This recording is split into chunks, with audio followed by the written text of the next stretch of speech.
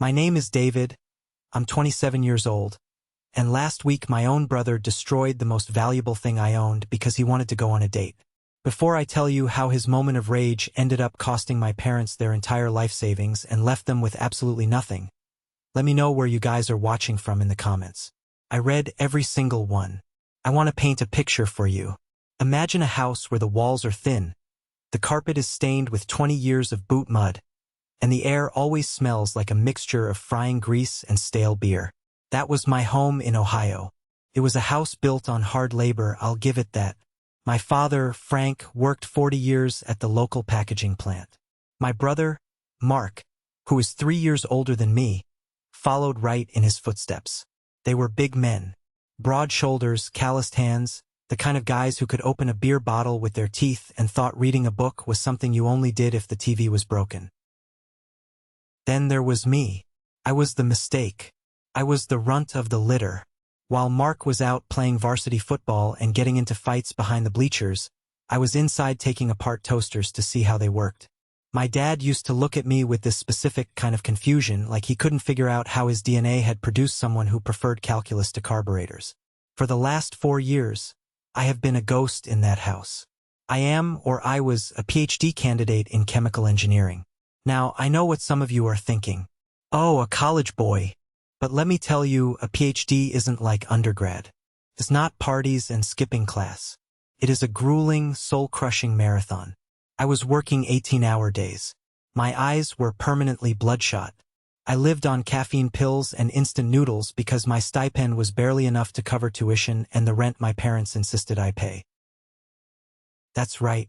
I lived at home to save money, but my dad still charged me $500 a month for a room that didn't even have air conditioning.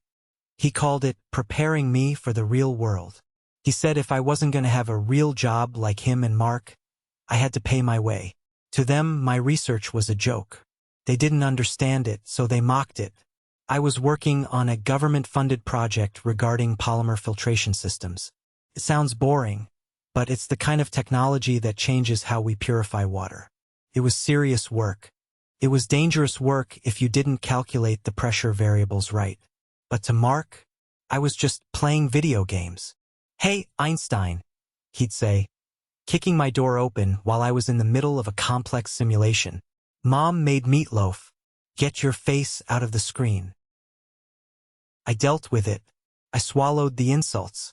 I ignored the snide comments at Thanksgiving when my uncles would ask Mark about the factory union, and then ask me if I was still in school with a pitying laugh. I took it all because I had a goal. I was going to be Dr. David Harrison. I was going to get a job in a lab where people spoke in hushed tones and respected silence. I was going to make a salary that didn't require breaking my back. And I was so close. It was Friday. The most important weekend of my entire life. My thesis defense was scheduled for Monday morning at 9 a.m. For those who don't know, the defense is the endgame. You stand in front of a committee of experts and they grill you. If you pass, you're a doctor. If you fail, years of your life are wasted. But before the defense, there was the data submission. I had a hard deadline of Saturday morning tomorrow to upload the final process simulation data to the committee server. If that file wasn't uploaded by noon on Saturday, I wouldn't be allowed to defend. Automatic failure. Loss of funding. Game over. I was sitting at my desk. It was a wobbly card table I'd set up in the corner of my bedroom. The heat in the room was stifling. It was mid-July, and the window unit had died 3 years ago. Mark had AC in his room, of course. He needed his rest. I just had a box fan pushing hot air around. I was staring at the screen of my laptop. This wasn't just any laptop. This was a Dell Precision mobile workstation. It was a beast of a machine, loaned to me by the university lab because my personal computer couldn't handle the processing load. It was worth about $5,500. It was heavy, rugged, and fast. Connected to it via a USB-C cable was my external hard drive, a sleek, black brick with a blinking blue light. That drive was my life. It held the raw data, the localized backups, the simulation logs that were too big to keep on the cloud in real time. I was in the zone. I had noise-canceling headphones on, trying to drown out the sound of the TV blaring downstairs. I was tweaking the final variable on the beta sequence. I remember feeling a sense of relief wash over me. I was going to make it. Just 12 more hours of rendering, upload the file, and I was free. Then the door slammed open. It hit the wall with a bang that shook the floorboards. I jumped, ripping my headphones off. Mark stood in the doorway. He looked frantic, which was rare for him. Usually, Mark moved with the slow, heavy confidence of a guy who knew he was the biggest person in the room. But today he was sweating. He was holding a bundle of gray fabric in his hand. "David, get up," he barked. I spun my chair around. "What?" "Mark, I'm working. I told you, do not disturb me tonight." "I don't care about your homework," Mark said, stepping into the room. He smelled like the factory, machine oil and sweat. He threw the bundle at me. It hit me in the chest. It was his work uniform. The gray shirt with Mark stitched on the pocket, stiff with dried grease. "Put it on," he said. He was already turning to the mirror on my closet door, checking his hair. "I need you to cover for me." I stared at the shirt in my lap, then back at him. "Cover for you? Are you insane?" "I got a date," Mark said, grinning at his reflection. He was combing back his hair with his fingers. "Cindy, the girl from the diner? The one with the blonde hair?" She finally said yes. "We're going to the steakhouse out on Route 9. But I'm scheduled for the night shift, 6 p.m. to 2 a.m. "So reschedule the date," I said, throwing the shirt onto the floor. "I'm not doing your shift." Mark turned slowly. The grin vanished. "I can't reschedule. She's off tonight. If I say no, she moves on. You know how it is." "Actually, no, you don't. When was the last time you even talked to a girl?" "I don't have time for this," I said, turning back to my screens. "Get out of my room, Mark. I have a deadline." "You used to work the line," Mark said, his voice dropping to that bullying tone I knew so well. "Summer break, remember? You know the machines. Just go in, swipe my badge. My buddy Rick is the shift lead tonight, he won't say anything. Just keep your head down and load the crates." "That was 5 years ago," I snapped. "And that is fraud, Mark. I'm not going to risk going to jail so you can eat a steak." "Nobody goes to jail for covering a shift," Mark yelled. "God, you are such a drama queen. It's 8 hours. Easy money. I'll even let you keep the pay for the night." "I don't want your money," I said. "I want to finish my degree. I have to submit this data tomorrow morning. If I leave now, the render stops. If the render stops, I fail. Do you understand English?" "Will. Fail." Mark took a step closer. He was 6'2", 250 pounds of muscle built from lifting heavy boxes. I was 5'10" and built from sitting in a library. "You think you're better than me?" Mark said softly. "Here we go," I muttered. "You think because you read big books you're too good to do honest work?" He kicked the uniform on the floor. "That shirt puts food on the table. That shirt paid for the roof over your head." "Dad paid for the roof," I corrected him. "And I pay Dad rent. I don't owe you anything, Mark. You owe this family respect," Mark shouted. Veins were popping out in his neck. "I work 60 hours a week. I break my back. I deserve one night off. You sit here in the AC all day playing on the computer." "I don't have AC," I yelled back, gesturing to the fan. "And this isn't playing. This is a career. It's a hobby," Mark screamed. "A doctorate? What kind of doctor doesn't cure people? A fake one. That's what you are. A fake." The noise must have alerted Dad. I heard heavy footsteps on the stairs. Great. Now I was outnumbered. Dad walked in holding a can of cheap beer. He was wearing his undershirt and boxers. He looked at Mark, red-faced and panting, and then at me sitting in my chair. "What is the problem now?" Dad asked, taking a sip of beer. "I'm trying to watch the game. David's refusing to help the family," Mark said, pointing a finger at me like a tattletale child. "I got that date with Cindy. I asked him to cover one shift. One. and he's acting like I asked him to cut off a leg. Dad looked at me. His eyes were dull. There was no sympathy there. David, your brother needs a break. He's been pulling doubles. Dad, I have my defense on Monday, I pleaded. I tried to keep my voice calm, reasonable. I have to upload the data tonight. It's the final step of my PhD. If I go to the factory, I can't finish. Dad looked at the screens. He looked at the graphs and the code scrolling by. He didn't understand any of it, so he dismissed it. The machine does the work, doesn't it? Dad asked. Just leave it running. It needs monitoring, I explained. If the temperature variance spikes, I have to adjust it manually or the data corrupts. I have to be here. Dad shook his head. Always an excuse. Your brother is right. You've been living in a fantasy world. It's time you stepped up and did some real work. Earned some real money for once.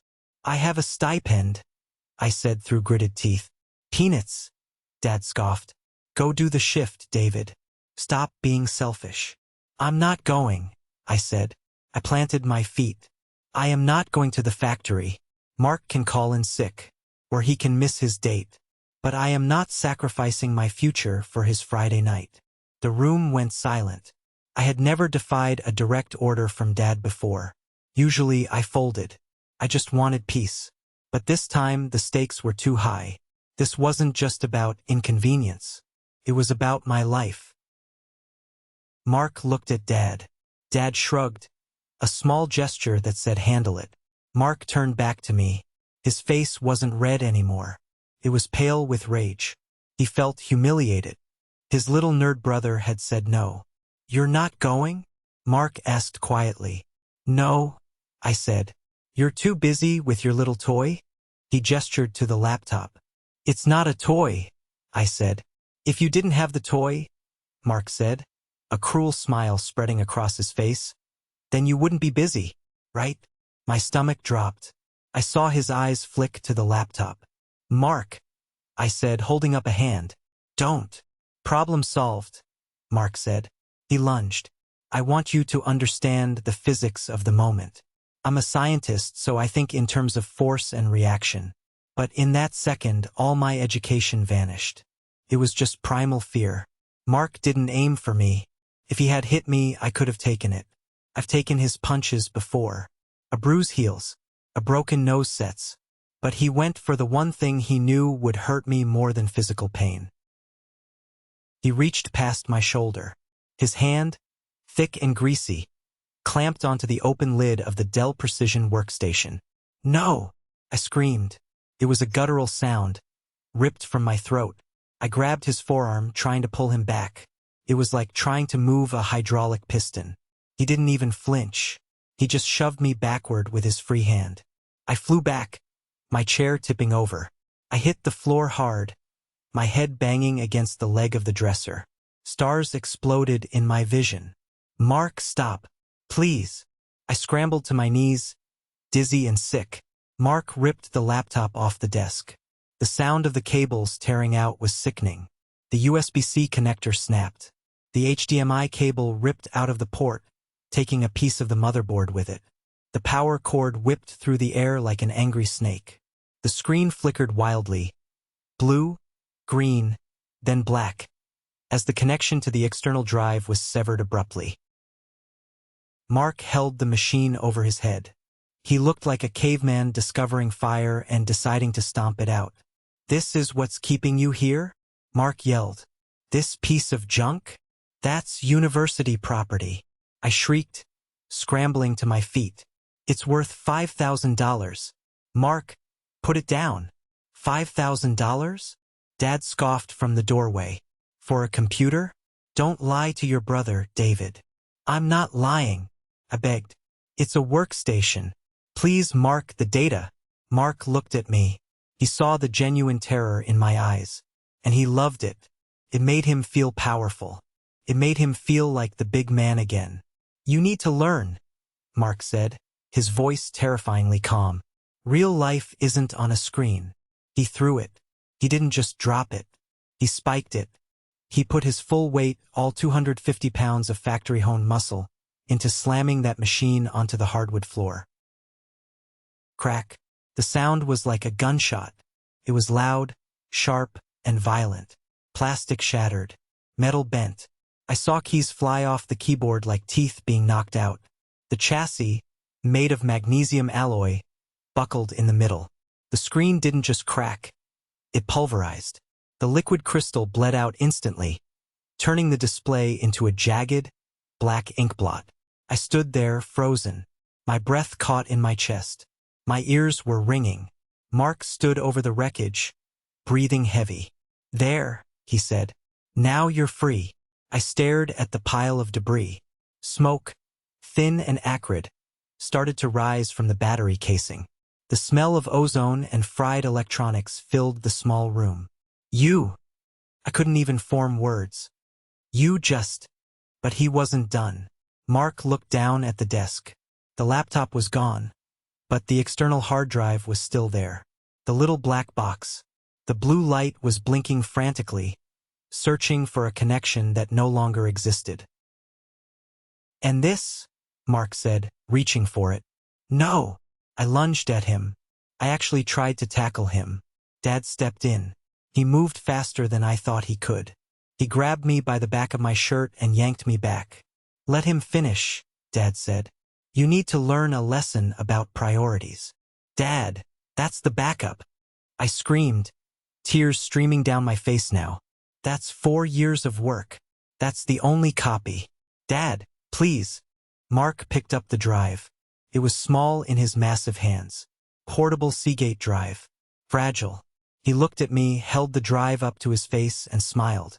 It was a smile I will never forget as long as I live. It was the smile of someone who enjoys destroying beautiful things because they can't understand them. "No doctorate for you," Mark said.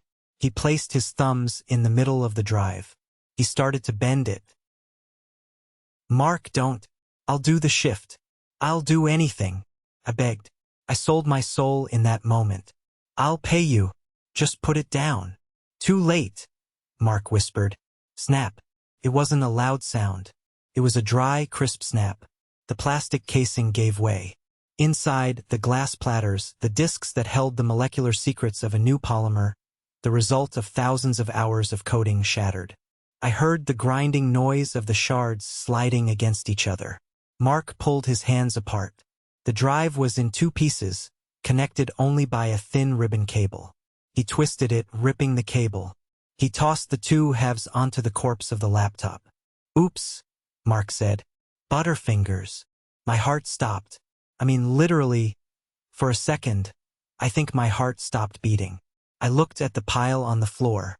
My future, my degree, my funding, my reputation, all of it turned into garbage in less than 30 seconds. Dad took a slow sip of his beer. He looked at the mess, then at me. "Right," Dad said, nodding. "Now that the toys are gone, maybe you can earn some real money." "Yeah," Mark laughed. "Go get the uniform, Davy. You're gonna be late." The whole family jeered. I could hear my mom downstairs. She must have heard the smashing. She must have heard my screaming. But she was laughing. A nervous, high-pitched laugh, probably talking to the neighbor on the phone. "Oh, the boys are just roughhousing." I stood there. My hands were shaking. My knees were shaking. I looked at Mark. He was beaming. He felt justified.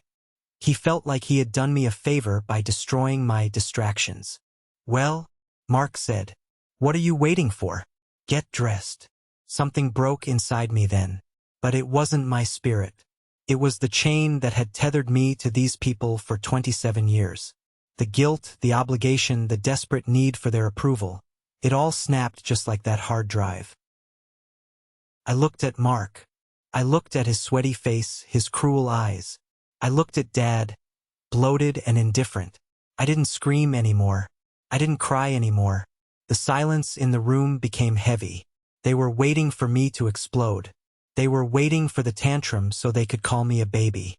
I didn't give it to them. I turned around and walked to my closet. "That's it," Mark said, nudging Dad.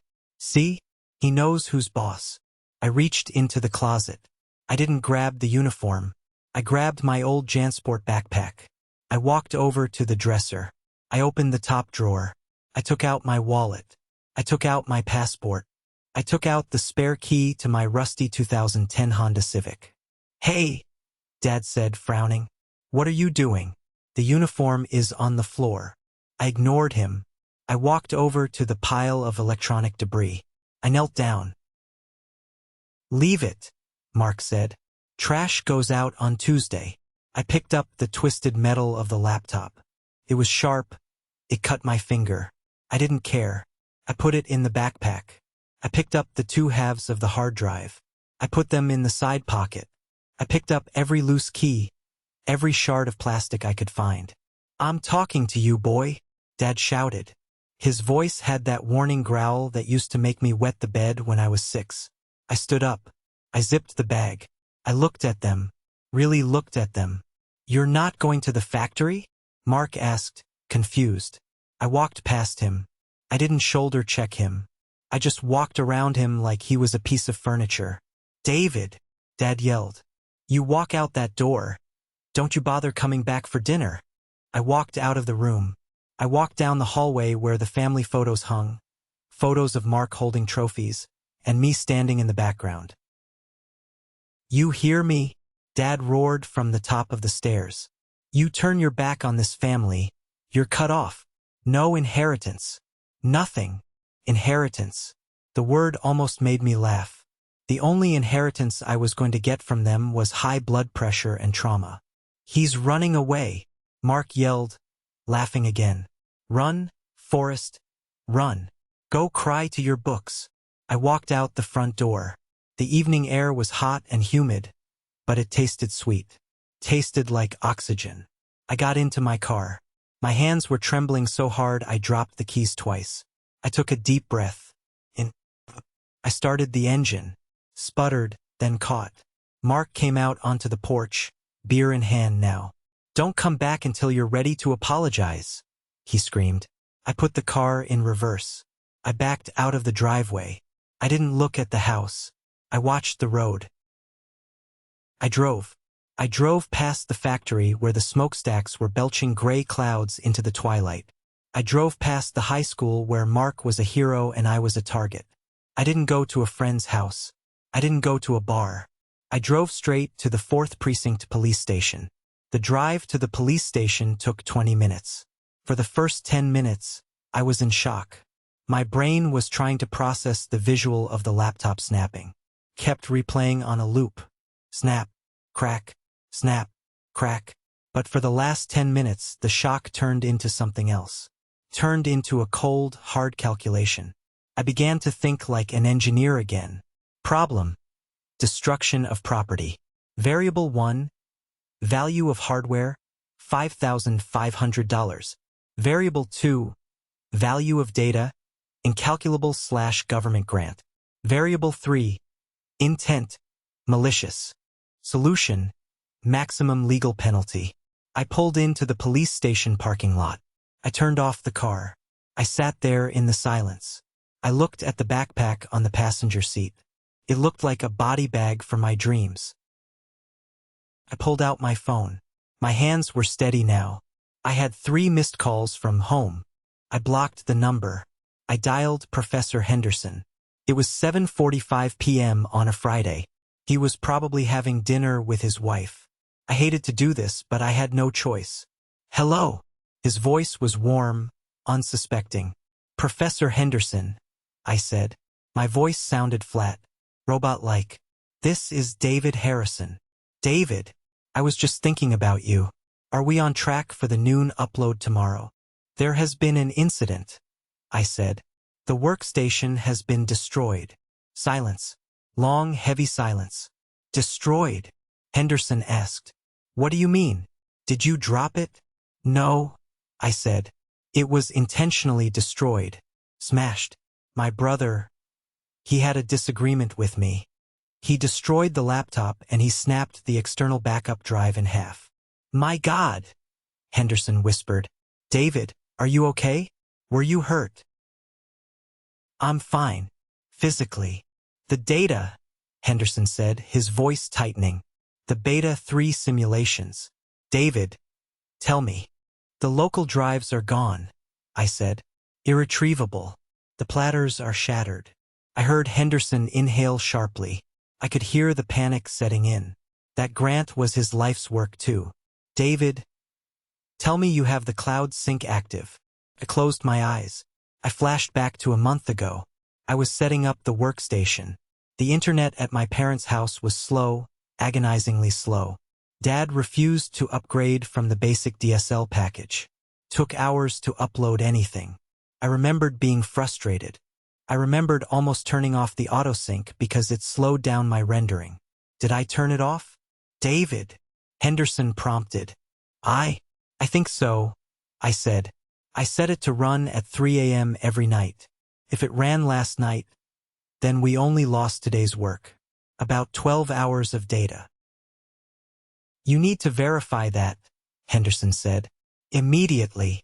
I can't, I said. I don't have a computer. I'm in the parking lot of the police station. The police station? Yes, I'm going in to press charges. This was university property, Professor. Federal grant property. I'm not letting him get away with this. Good, Henderson said, his voice hardening. He was a nice guy, but when it came to his research, he was a pit bull. You file that report. I'm calling the dean. And I'm calling the university legal counsel. David, listen to me. Do not minimize this. This isn't a family squabble. This is destruction of state assets. We will support you. Thank you, I said. I'll call you when I have a case number. I hung up. I grabbed the backpack. I walked into the station. The lobby was bright. Too bright. It smelled like floor wax and old coffee. The desk sergeant was a woman named Officer Higgins. She looked bored, scrolling on her phone.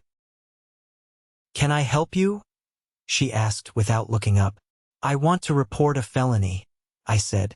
That made her look up. She saw me.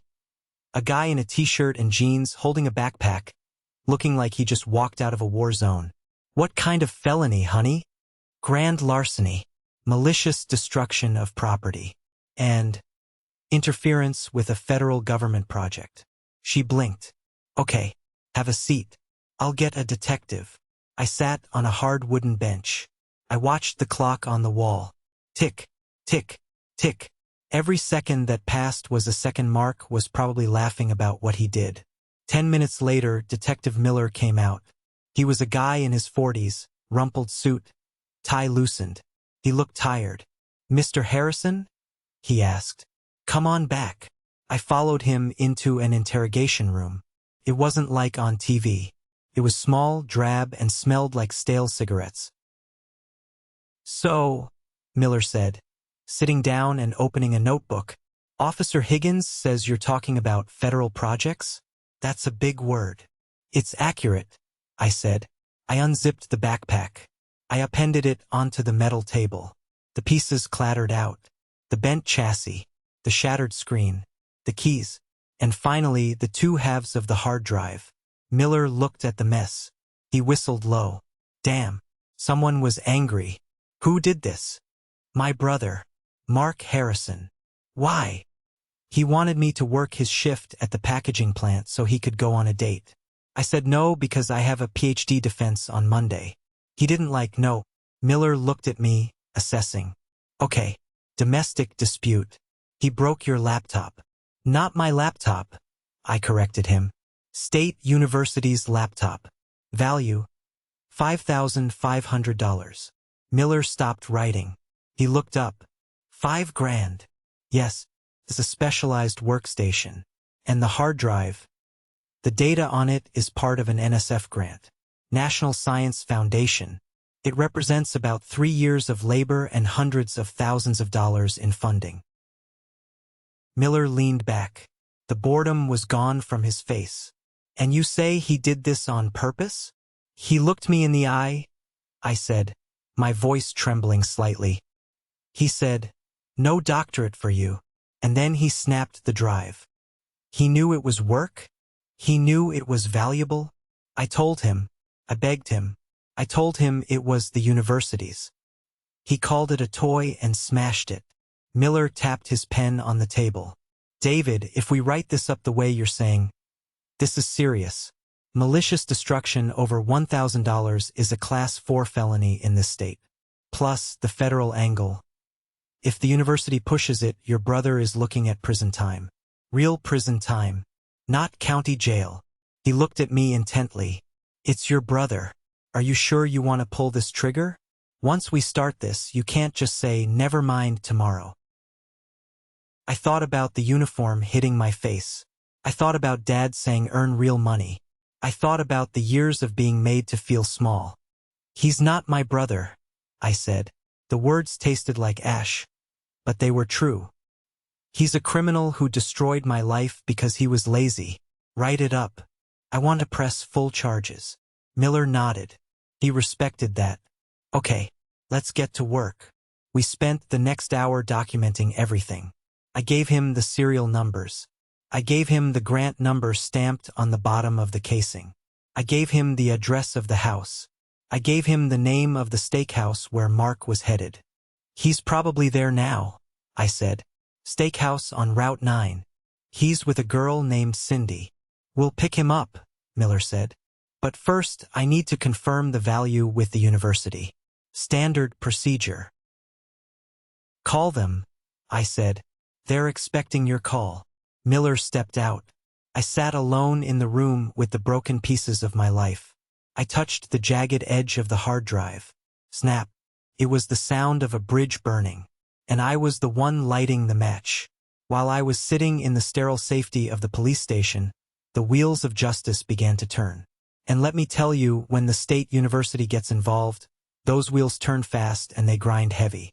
Detective Miller came back into the room about 20 minutes later. He looked different, more alert. Okay, David, he said. I just got off the phone with the university's general counsel and their chief of police. You weren't kidding. They are furious. I told you, I said.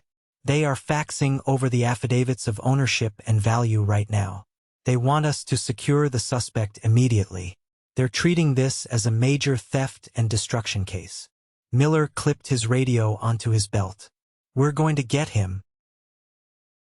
He's at the steakhouse, I repeated. He thinks he won. Not for long, Miller said. I didn't go with them. Couldn't. I stayed at the station to finish my written statement. But I learned exactly what happened later from the police report and from what Cindy, poor Cindy, posted on Facebook later.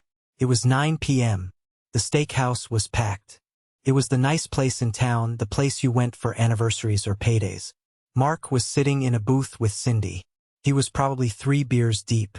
He was probably telling her some exaggerated story about how he handled business at home, about how he was the alpha male of the Harrison household. Imagine him, laughing, cutting into a ribeye steak, thinking his little brother was sweating on an assembly line right now, learning his lesson. Then the doors opened. Detective Miller didn't go alone. He took 2 uniformed officers with him. They walked through the dining room. The chatter stopped. People looked. In a small town, police walking into a restaurant means something big is going down. They walked right up to table 14. Mark Harrison? Miller asked. Mark looked up, a forkful of potato halfway to his mouth. He frowned. Yeah? Who's asking? Stand up, please, Miller said. You're under arrest. Mark froze. He blinked. He looked at Cindy, who looked terrified. Then he looked back at the cops. The alcohol gave him courage he shouldn't have had. Arrest. Mark laughed. It was a loud, nervous laugh. For what? Did I park in a handicapped spot? For grand larceny and malicious destruction of property, Miller announced loudly. Mark's face went red. This is about the computer? My brother called you? You gotta be kidding me. Stand up, sir, the uniformed officer said, moving in. It's a civil matter, Mark shouted, slamming his hand on the table. It was a toy. It's family business. You can't arrest me for breaking a toy in my own house. It was state property valued over $5,000, Miller said. Turn around and place your hands behind your back. No, Mark yelled. He stood up, knocking the table. Water glasses tipped over. I'm not going anywhere. My dad knows the foreman. You can't touch me. He shoved the officer. That was the nail in the coffin. You do not shove a cop. Get on the ground, the officer shouted. They took him down. Right there in the middle of the steakhouse. They swept his legs. Mark hit the carpet with a thud that rattled the silverware. He struggled, cursing, screaming about how his brother was a snitch and a coward. They cuffed him. They hauled him up. Cindy was standing there, pressed against the wall, horrified. Cindy, baby, tell them. Mark yelled as they dragged him out. Tell them I didn't do nothing. Cindy didn't say a word. She just looked at the bill on the table, then at the man being dragged away in handcuffs. She grabbed her purse and walked out the back door. She never spoke to him again. Meanwhile, back at the station, I was dealing with my own crisis. Professor Henderson had given me the login for the remote server. I was using a computer in the detective squad room. My hands were sweating as I typed in my credentials. Login. Password. Accessing cloud storage. The screen loaded. I scrolled down the file list. My heart was hammering against my ribs like a trapped bird. File. Beta_backup.zip date. Yesterday, 3 a.m. Size, 4.2 gigabytes. Yes, I whispered. Tears pricked my eyes. It was there. I had lost the last 16 hours of work, yes. I would have to pull an all-nighter to reprocess the final batch. But the core? The 3 years of work? It was safe. I wasn't destroyed. I was just delayed. But my family didn't know that yet. At 10:30 p.m., the police paid a visit to my parents' house. Dad was sitting in his recliner, probably wondering why I hadn't come home to beg for forgiveness yet. He probably expected me to walk in, head hung low, apologizing for making a scene. Instead, there was a pounding on the door. Dad opened it. 2 officers stood there. Frank Harrison? Yeah. We have your son, Mark, in custody at the county lockup. Dad's jaw dropped. Mark? Why? He's on a date. He was arrested for felony destruction of property. And sir, we need to ask you some questions. You were present at the scene, correct? Aye. Dad stammered. It was just a computer. David's computer. It was state evidence, the officer said. And by witnessing it and not reporting it, well, you're not in trouble yet, but you need to understand the severity of this. Your son is facing 1 to 5 years. Dad didn't understand. He couldn't process it. In his world, what happens in the house stays in the house. The idea that the outside world, the law, the government, could reach into his living room and punish his favorite son for disciplining the nerd. It broke his brain. I need to see him, Dad said. You can see him at the arraignment on Monday, the officer said. Or you can post bail. It's set at $10,000. $10,000. Dad choked. Get a lawyer, Mr. Harrison, the officer said, and walked away. I slept at a motel that night. The university paid for it. I didn't sleep much. I spent the night on the motel Wi-Fi, downloading the backup and running the final simulations on a loaner laptop Henderson brought me at midnight. I worked through the anger. I worked through the grief. By sunrise, I had the data ready. Saturday morning came. I uploaded the data at 8 a.m. For hours before the deadline. I sent a text to Henderson. It's done. Ready to defend. Then I turned my attention to the war. Mark spent the weekend in jail. My dad couldn't get the money together until Monday morning. He had to go to a predatory lender, one of those title loan places, and sign over the title to his 2018 Ford F-150. His pride and joy. He got the cash at interest rates that would make a loan shark blush. But getting Mark out of jail was just the beginning. Monday morning was my defense.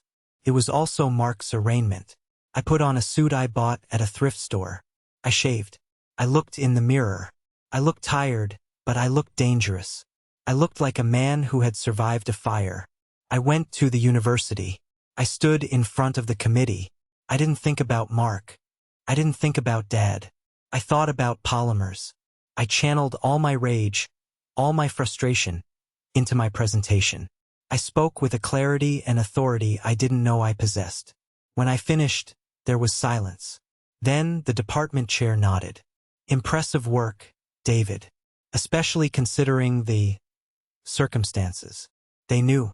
Everyone knew. I passed. I was Dr. David Harrison. But across town, in the county courthouse, things weren't going so well for Mark. He stood before the judge in an orange jumpsuit. He looked small. Without his factory boots, without his bravado, he was just a thug. The district attorney wasn't playing around. Your Honor, the defendant maliciously destroyed research equipment belonging to the state university. The hardware cost is $5,500. But the university is also claiming damages for research delays and data recovery efforts. The total restitution sought is $32,000. $32,000. I heard later that Dad actually gasped in the courtroom. Mark turned white. How do you plead? The judge asked. Mark's public defender whispered in his ear. They had no case. There were fingerprints. There was the broken hardware. There was my testimony. There was Dad's admission to the police that he saw it happen. Guilty, Mark mumbled. He took a plea deal to avoid prison. He got 2 years of probation, 500 hours of community service, and, crucially, a felony conviction on his record. And the restitution. He had to pay the $32,000. If he didn't pay, he went to jail. Mark didn't have $32,000. Mark had $400 in his checking account. So the burden fell to his enablers, my parents. They tried to fight the civil judgment. They hired a cheap lawyer, a guy whose face was on bus benches, to try and argue that I was responsible because I provoked him. The judge looked at the lawyer like he was an idiot. Provocation? By sitting at a desk? Judgment for the plaintiff. My parents had a choice. Let Mark go to prison for violating probation or pay up. They chose Mark. They always chose Mark. They didn't have the cash. The truck was already leveraged for the bail money, which they got back, but the fees ate a chunk of it. They had drained their meager savings. There was only one asset left. The house. The house I grew up in. The house where I was treated like a servant. The house with the peeling paint and the sweaty walls. They had to sell it, and they had to sell it fast. It was a distressed sale. Investors smell blood in the water. They lowballed them. My parents sold their home for 60% of its value just to get the cash quickly to keep Mark out of an orange jumpsuit. After paying off the mortgage, the closing costs, the lawyer fees, and the $32,000 to the university, they were left with almost nothing. And it got worse. Mark went back to the factory on Tuesday, expecting to just walk back in. He was Mark, after all, one of the boys. He swiped his badge. Access denied. Security came out. Mark Harrison? You're terminated. What? Why? No call, no show on Friday. Plus, company policy states we do not employ individuals with active felony convictions for violent property destruction. You're a liability. Mark screamed. He cried. He begged. But the corporate policy was ironclad. He was fired. Dad tried to intervene. He went to the foreman. He tried to pull strings. The foreman looked at Dad and said, Frank, you need to back off. Your son is a felon. If you keep pushing this, we're going to look at your employment too. Dad shut up. But the damage was done. The rumor mill at the factory is vicious. Dad went from being the respected veteran to the guy whose son was a criminal and whose other son, the smart one, had destroyed them. They lost the house. They moved into a crappy 2-bedroom apartment in a bad neighborhood. Dad's commute tripled. Mark was unemployed, living on their couch, drinking cheap beer, and blaming me for everything. It has been 6 months since the snap. I am writing this from my apartment in Boston. It has central air conditioning. It has floor-to-ceiling windows. It is quiet. I accepted a job as a senior research engineer at a biotech firm. My starting salary is $145,000 a year, plus bonuses. I bought a new laptop. It's even better than the one Mark smashed. I bought a 4-terabyte solid-state drive. And you better believe I have triple redundant cloud backups. I haven't seen my parents or Mark since the day I walked out. I didn't go to the closing of the house. I didn't help them move. I keep tabs on them through a cousin, Sarah, who is the only sensible person left in that family. She tells me it's a nightmare over there. Mark is working under the table for a landscaping crew. It's hard, hot work. He makes minimum wage.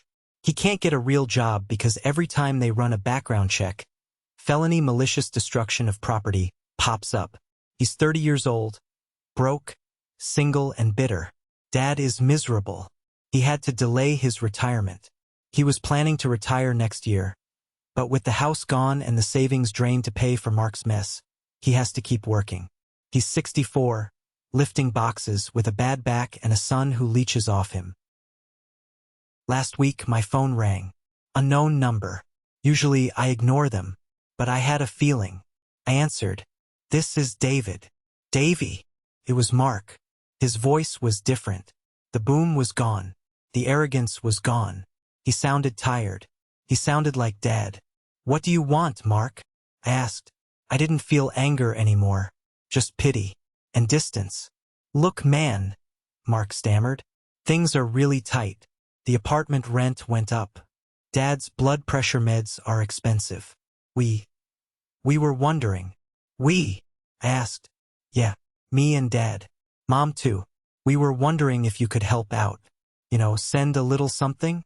Sarah says you got a big fancy job in Boston. I swiveled my chair around to look at the view of the city. I do have a job. Career, actually. Right, Mark said quickly. That's great. So look, we're family, right? Family helps family. Water under the bridge. Water under the bridge? I repeated. Mark, you destroyed my property. You tried to destroy my future. You laughed in my face. I was stressed. Mark whined. I made a mistake. Why do you have to hold a grudge forever? You're rich now. You can afford to help us. I can, I said. But I won't. What? I won't help you, Mark, because if I send you money, you won't learn. Isn't that what you guys always told me? I need to learn the value of $1. David, don't be a prick, Mark snarled, the old anger leaking through.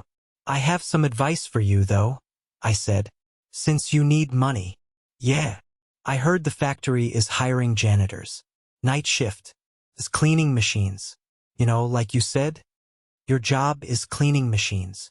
Remember that. There was a long silence on the other end. Go to hell, Mark whispered. I'm already in heaven, Mark, I said. Don't call this number again. I hung up. Then I blocked the number. I sat there for a moment, listening to the hum of my servers. They wanted me to be a laborer. They wanted to drag me down into their bucket of crabs. They broke my laptop to break my spirit.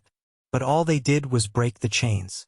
That cracking sound, the snap of the hard drive, wasn't the sound of my life ending.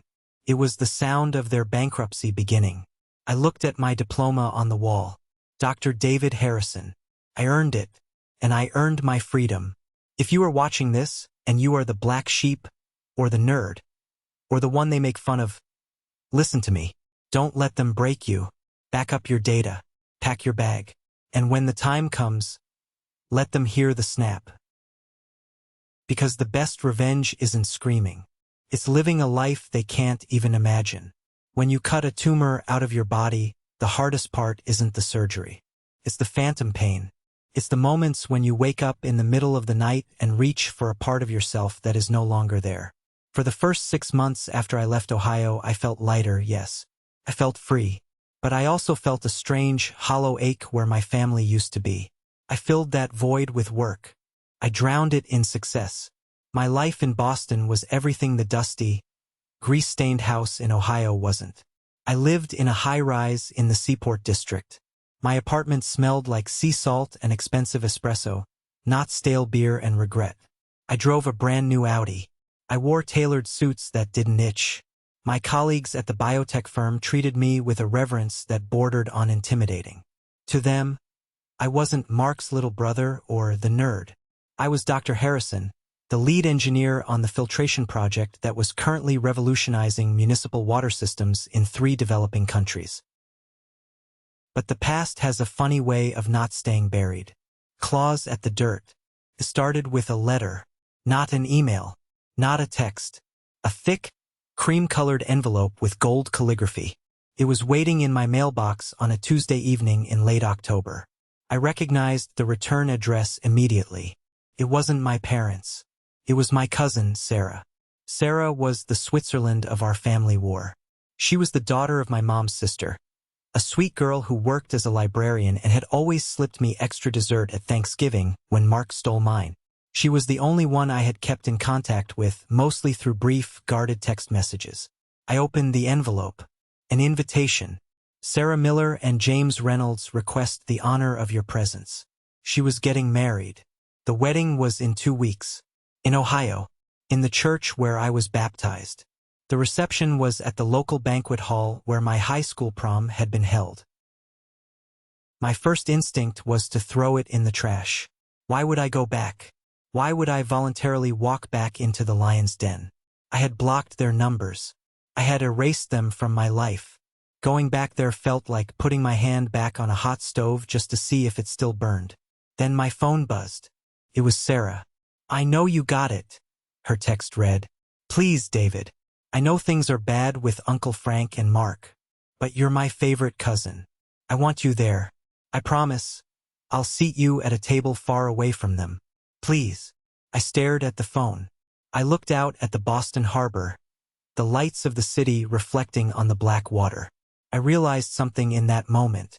If I didn't go, if I stayed away out of fear or anger, then Mark still had power over me.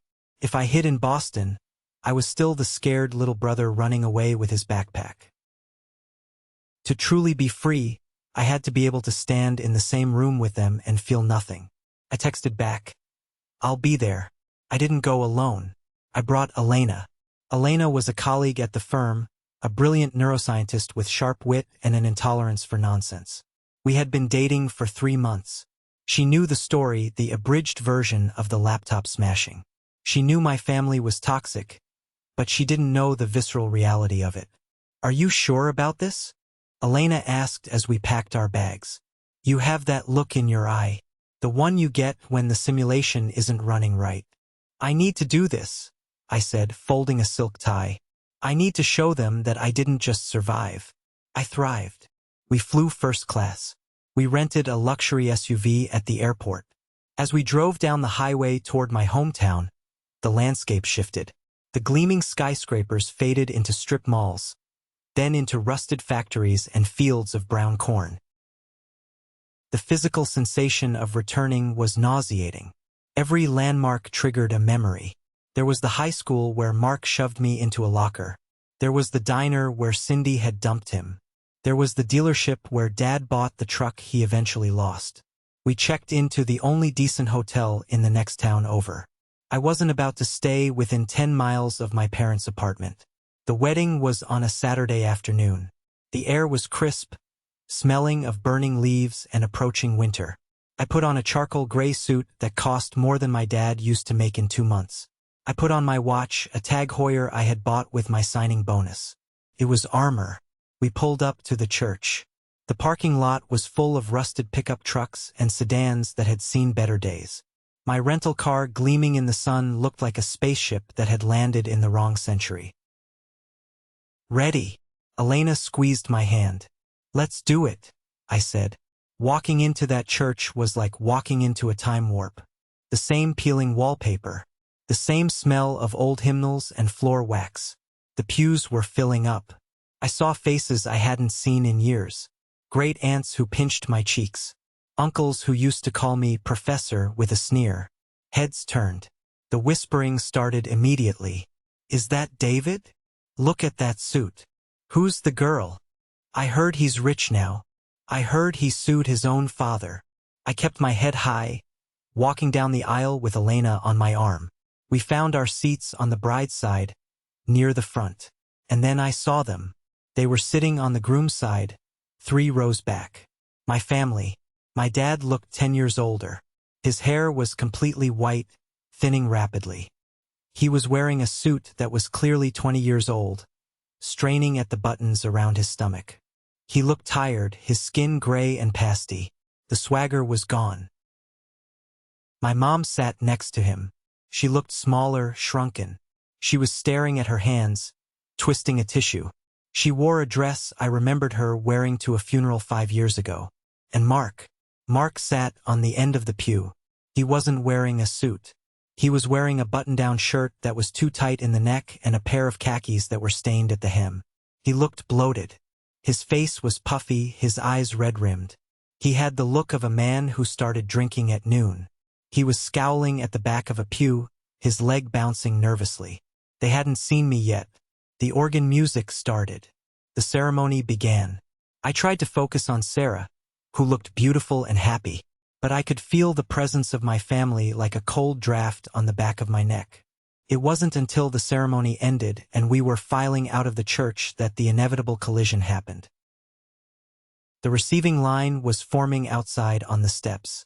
I was holding Elena's hand, chatting with an old neighbor who was shocked to hear I lived in Boston. "Is that in Europe?" she had asked, when the crowd parted. They were there, 10 feet away. Dad saw me first. His eyes widened. He stopped moving. It was like he was seeing a ghost. He looked me up and down, taking in the suit, the watch, the confident posture, the beautiful woman on my arm. Then Mark saw me. His reaction was immediate and visceral. His lip curled. His hands balled into fists at his sides. I saw the old familiar rage flare up in his eyes, but it was mixed with something else now. Jealousy. Pure, corrosive jealousy. Mom looked up. Her hand went to her mouth. "David?" she whispered. The crowd around us went silent. Everyone knew the drama. In a small town, a lawsuit between father and son is better gossip than a murder. They were waiting for the explosion. I didn't give them one. I nodded once curtly. "Hello, Frank." "Mom." "Mark." I didn't call him Dad. I called him Frank. I saw him flinch as if I had slapped him. "You came," Mom said, her voice trembling. She took a step toward me, her arms opening slightly as if she expected a hug, as if she hadn't stood by and watched my life get smashed to pieces. "Oh, Davy, you look so." I didn't step forward. I stayed planted. "Sarah invited me. We're here to celebrate her." Mark scoffed. It was a wet, ugly sound. "Look at you," he spat. "Mr. Big Shot. Finally decided to grace us with your presence." "Mark," Dad hissed, grabbing his arm.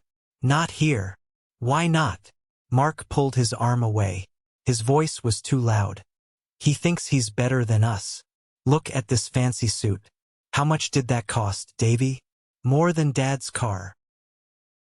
"Mark, stop it," Sarah said, coming over in her wedding dress, looking panicked. "Please, not today." I looked at Mark.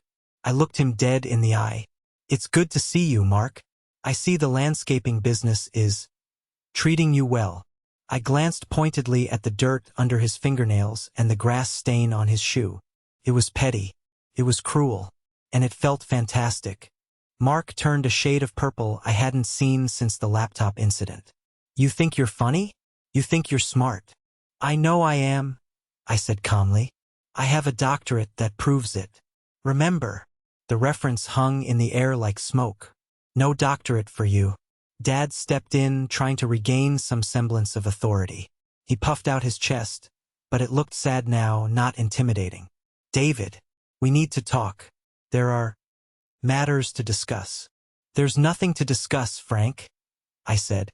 "The court settled everything. The checks cleared. We're done."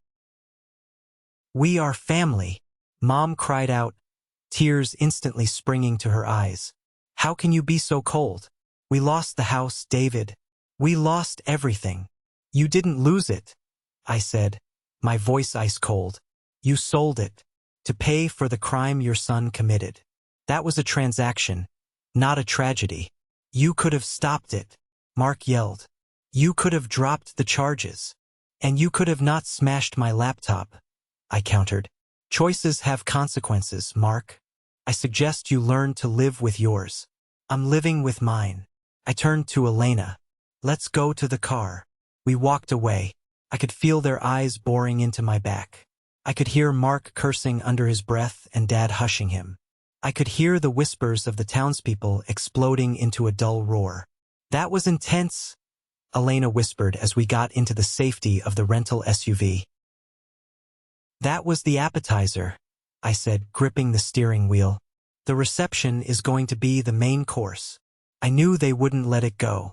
I knew Mark had been drinking. I knew Dad was desperate. They saw me as a walking ATM machine, a lottery ticket they had thrown away and were now trying to dig out of the trash. We drove to the banquet hall. I needed a drink, but I stayed sober. I needed my wits sharp. The banquet hall was exactly as I remembered it. Wood paneling from the 1970s, a disco ball that barely spun, and the smell of roast beef and heavy perfume. The DJ was playing Celebration by Kool and the Gang, which felt ironic considering the tension radiating from table 14. Sarah had kept her promise. She seated Elena and me at a table near the front, with her college friends. My family was at a table in the back corner, near the kitchen doors. It was the problem table. For the first hour, we managed to avoid them. I mingled. I danced with Elena. I caught up with cousins I hadn't seen in years. Most of them were polite, even impressed. They asked about Boston, about my research. I realized that outside of my immediate family's toxic bubble, people actually respected what I had done. They didn't see a nerd. They saw a success story. But I kept an eye on the back corner. Mark was drinking, heavily. I watched him throw back beers, then switch to whiskey. He was gesturing wildly, talking to Dad, pointing in my direction. Dad was nodding, looking grim. Mom was just sitting there, staring at me with those sad, manipulative cow eyes. I knew it was coming. It was just a matter of time. It happened during the speeches. The best man had just finished a cringeworthy toast. The room was quiet, people clapping politely. I got up to go to the bar to get Elena a refill of sparkling water. It was a tactical error. I was separated from the herd. As I turned from the bar, drink in hand, they were there. It was an ambush. Mark blocked my path to the left. Dad blocked my path to the right. Mom stood behind them, the silent closer. "We're not done," Mark slurred. He smelled like a distillery. His eyes were unfocused, swimming with rage and self-pity. "I think we are," I said, trying to step around him. Mark shoved my shoulder. Not hard enough to knock me down, but hard enough to spill the water. Hard enough to draw attention. The people at the nearest tables stopped talking. "Don't walk away from your father," Mark growled. "I'm walking back to my table," I said, brushing off my sleeve.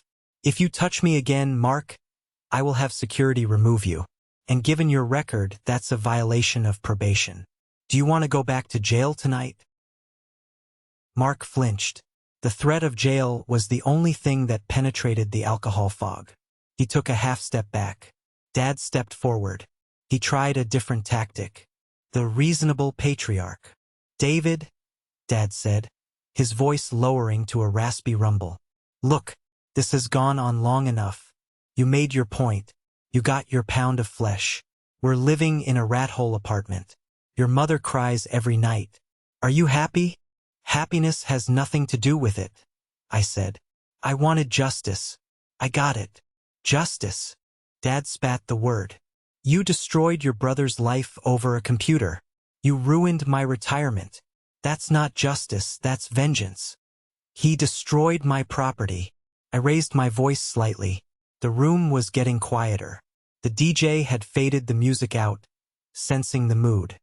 "He tried to destroy my career, Dad, and you stood there and laughed. You said, 'Earn real money. Remember?' I was trying to toughen you up," Dad yelled. "And look, it worked. You're rich now. You're successful. You think you would have fought this hard if we coddled you? I made you, boy. Everything you have is because I pushed you." The audacity took my breath away. He was trying to take credit for my success. He was trying to rewrite history to make his abuse look like tough love. "You didn't make me," I said, my voice vibrating with controlled anger. "You happened to me. I succeeded in spite of you, not because of you. You were an obstacle, a hurdle I had to clear. We sacrificed for you." Mom chimed in, stepping forward. tears streaming down her face. The weaponized tears. I carried you for 9 months. I fed you. We put a roof over your head. And I paid rent for that roof. I countered. I paid you $500 a month to live in a closet with no AC while Mark lived like a king for free. Don't talk to me about sacrifice, Mom. You watched him snap my hard drive and you didn't say a word. You picked a side. You picked the wrong one. He's your brother, Mom wailed. Blood is thicker than water. The full quote, I said loud enough for the tables nearby to hear, is the blood of the covenant is thicker than the water of the womb. It means the bonds you choose are stronger than the ones you're born into. I chose my life. I chose my people. And they aren't you. Mark slammed his hand on the bar counter. The sound echoed through the silent hall. You think you're so smart, Mark sneered, stepping into my personal space. But you're just a selfish little prick. You have all this money, and you won't even help your own parents. They're eating ramen noodles while you drive a luxury car. How do you sleep at night? On a very comfortable mattress, I said. In a home that I own. Paid for by the degree you said I'd never get. Give us the money, Mark demanded. It wasn't a request anymore.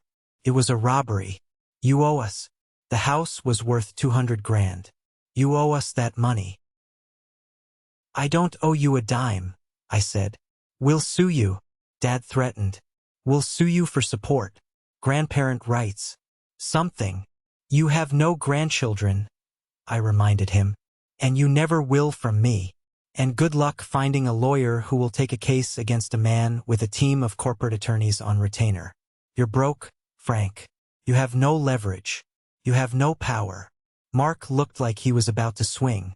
I saw the muscle in his jaw twitch. I saw the fist clench.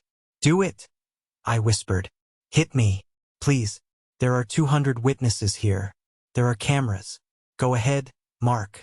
Finish what you started at the steakhouse. Turn that probation into a 5-year sentence. I'll wait. Mark froze. He looked around the room. He saw the eyes. He saw his cousins, his neighbors, his former high school friends, all staring at him with a mixture of pity and disgust. He realized, finally, that he wasn't the hero of this story. He was the villain, and a pathetic one at that. He lowered his hand. He looked at the floor. You're dead to me, Mark whispered. I've been dead to you for years, I said. I was just a ghost you bullied. Now I'm a ghost that haunts you. Goodbye, Mark. I turned to my parents. Don't contact me. Don't call me. If you show up at my apartment in Boston, I will file for a restraining order. If you try to sue me, I will countersue for legal fees and bury you so deep in debt you'll never see sunlight. Stay away. I walked away. I walked back to my table. Elena was standing there, looking fierce, ready to jump in if needed. I took her hand. We're leaving, I said. Did you get everything you needed to say? She asked. Yes, I said. Everything. We walked out of the banquet hall. But before I left, I stopped at the gift table. I took out my checkbook. I wrote a check to Sarah and her new husband. It was for $10,000. I put it in an envelope and wrote on the front, "Have a great honeymoon. Thanks for the invitation, David." I wanted my family to know about it later. I wanted them to know that I wasn't stingy. I wasn't miserly. I was generous to those who treated me with kindness. I wanted them to know that the money was there. It was just forever out of their reach. We drove back to the hotel in silence. But it wasn't a heavy silence. It was the silence of a final door closing. The next morning, we flew back to Boston. As the plane took off, I looked down at the grid of Ohio one last time. I saw the gray smudge of the factory. I saw the tiny houses. I didn't feel the phantom pain anymore. The surgery was finally complete. The wound was cauterized. I turned to Elena. What do you want to do for dinner tonight? Sushi? She suggested. Perfect, I said, and I never looked back. That is the story of how a smashed laptop led to my freedom. It's a heavy story, and I know a lot of you watching might be dealing with toxic family dynamics right now. Here is the lesson I want you to take away from this. We are raised to believe that family is everything. We are told to forgive, to forget, to turn the other cheek because they're your blood. But there is a line. When family becomes an anchor that drags you down, when they actively sabotage your future to make themselves feel better, they lose the right to that title. Setting boundaries isn't selfish. Protecting your mental health, your career, and your future is not an act of betrayal. It is an act of survival. You are allowed to outgrow people who refuse to grow with you. You are allowed to succeed without feeling guilty that they stayed behind. Success is the best revenge, but peace is the ultimate prize. I want to hear from you guys in the comments. What is the hardest boundary you've ever had to set with a family member? Did you have to cut someone off to save yourself? Or if you just enjoyed the story and the justice, drop the word good in the comments so I know you're with me. Thanks for listening. Stay focused, back up your data, and never let anyone smash your dreams.